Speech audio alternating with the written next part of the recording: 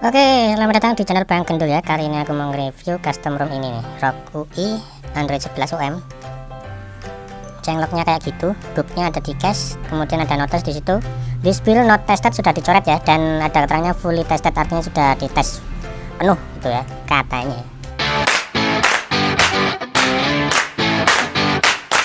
Oke, langsung aja kita menuju ke pengaturan buat ngeliat di bagian about phone. Tampilannya kayak gini ya. Software information di sini kernelnya tidak terbaca, makanya kita sekarang cek di CPU Z. CPU Z ini pasti bisa kebaca ya. Sistem. Nah itu dia pakai Dagel V13 seperti biasa, karena tadi kan kita lihat sendiri dari Dark Elixir ya. Dark Elixir itu kebanyakan udah pasti pakai Dagel V13. Oke, kesan pertama di custom ROM itu licin banget ya. Jadi di slide-slide seperti ini tuh kayak enteng banget. Terus selain itu tampilannya juga gaming banget, khas banget ya ala gamers, karena untuk slogannya aja Republic of Gamers itu slogannya ya. Terus cuman tampilannya seperti ini, ada sedikit kekurangan di bagian ikonnya itu. Kalau aktif dia nggak kelihatan ya, cuman bulat warna orange doang, nggak kelihatan dalamannya warna apa. Ini sebenarnya bisa kita ganti di bagian actionnya ya, tapi tampilan awalnya ini standarnya kayak gini ya. Untuk bloatware sebenarnya nggak terlalu banyak ya, cuman sedikit banget, dan ini sudah aku restorasi semua aplikasiku, sudah aku restore, sudah aku backup pakai Swift backup ya, karena lebih simple. Dan untuk Magisnya sudah aku rename, kita cek di bagian safety net. Kalian lihat tercentang satu doang ya, kalian mungkin butuh modul khusus buat aktifin biar kecentang semua ya. Terus karena ini Androidnya Android 11, biasanya di Android 11 itu kita bisa nyembunyiin akses root dari aplikasi Line Bank. Di sini aku pakai Line Bank ya, biasanya cukup di hidden seperti ini, dan Magisnya di rename. Itu biasanya sudah bisa menyembunyikan akses root di aplikasi Line Bank biasanya ya. Kita cek dan bener bisa tersembunyi ya. Ini Line Bank bisa kita buka dengan nyaman guys. Oke, sekarang kita masuk di bagian menu settingnya ya. Menu settingnya ini di network dan internet dulu. Kita cek untuk private network tipenya apakah sudah bisa banyak tampilan. Ternyata cuman tampilan kayak gini ya, tapi bisa buat ngelock 3G ya. 4G nya nggak muncul di situ kayaknya. Terus di bagian hotspot, sharing dan tethering di sini nggak bisa buat sharing aplikasi VPN ya. Kemudian di bagian sound dan vibration kayak gini tampilannya. Terus di bagian paling bawah nggak ada Mission Enhancer atau direct soundnya ya, nggak ada direct. Untuk vibrasinya di sini mati guys ya. Jadi semua vibrasi di sini mati, nggak tahu kenapa. Kemudian di bagian storage untuk internalnya juga nggak terlalu gede.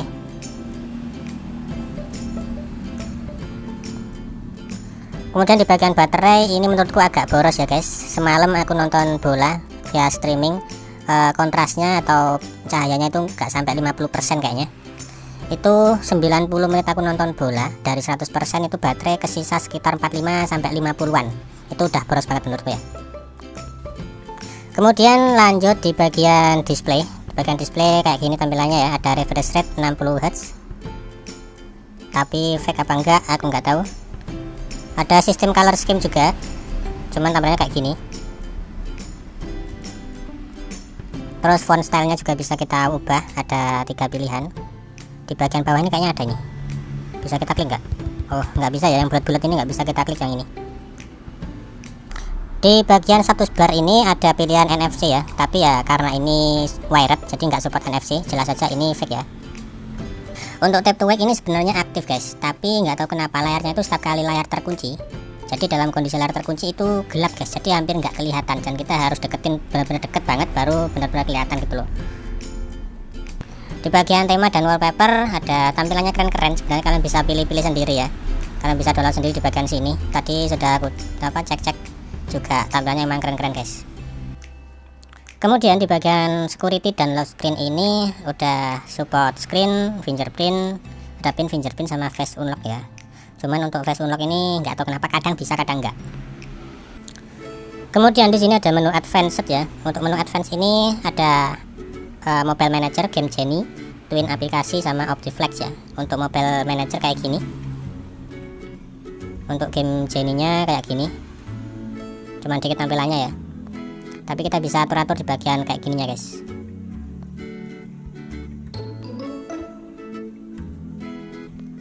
Terus buat cloning aplikasi juga ada gestur, lumayan lengkap ya. Ada air trigger, cuman aku nggak paham air trigger ini buat apa, aku nggak ngerti. Ada screen recorder, cuman untuk screen recorder ini waktu aku tes dia selalu mental ya, makanya di sini aku pakai DU recorder guys. Kemudian di bagian quick settingnya kayak gini ya. Untuk fiturnya sebenarnya juga lumayan banyak sih, di bagian bawah juga masih ada, nanti kalian bisa cek sendiri. Dan sekarang kita tes untuk hidupin hotspot sama wifi secara berbarengan, dan ternyata masih aman ya. Secara overall untuk custom ROM ini aku nggak saranin buat kalian guys ya, karena ada banyak kekurangan dan menurutku ini fatal kekurangannya. Yang pertama, kalau kalian pakai headset itu volumenya stuck, nggak bisa kita kecilin, nggak bisa kita gedein, jadi cuma stuck di satu volume doang. Terus kemudian ikonnya tadi ini dia nggak kelihatan ya waktu aktif. Terus kemudian untuk kernel Deagle ini aku tes di Antutu, dia dapat lumayan oke sebenarnya ya, standar sih ya, standar 157an kita, standar banget dengan rinciannya kayak gini. Cuman pas aku tes di CPU throttling itu hasilnya kayak gini, nggak terlalu bagus, mungkin harus diganti kernel yang lain ya. Kemudian minus yang berikutnya, di bagian perekam layar bawaannya itu nggak bisa kita pakai, jadi nggak tahu kenapa kok waktu aku aktifin dia tuh selalu mental gitu guys. Sudah aku setting resolusi aku turunin, dia tetap mental, intinya nggak bisa dipakai. Kemudian minus yang berikutnya, vibrasinya atau getarnya itu nggak aktif, sudah aku setting, sudah aku aktifin, tetap nggak aktif. Terus double tap to wake itu redup, maksudnya redup itu layarnya ya, layarnya itu redup ketika terkunci, jadi ketika ada di posisi layar kunci itu dia nggak aktif. Dan double tap to wake nya itu kadang bisa kadang enggak.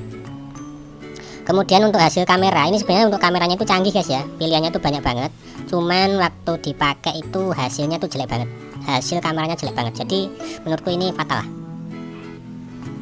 Terus ada kelebihan di bagian recent aplikasi ya, jadi untuk recent aplikasi ini ada banyak pilihan guys, kalian bisa lihat di sini. Ini ada banyak pilihan ya, bisa buat ngelock aplikasi juga loh, kayak mirip-mirip di launchernya OnePlus atau di MIUI itu ada fiturnya ini, cuman ini lebih lengkap ya. Kemudian ya itu tadi yang sudah aku sebutin, untuk baterainya agak boros, buat nonton bola selama 90 menit dari 100% itu kesisa sekitar 45-50%an, jadi udah itu boros banget lah menurutku. Guys, mungkin gitu aja untuk review kali ini. Makasih banyak sudah nonton. Kalau ada unek-unek, saran, kritik dan sebagainya silahkan tulis di kolom komentar. Ya wes, Bang Dul pamit undur diri dan kita bakal ketemu lagi di next video. See you, bye bye.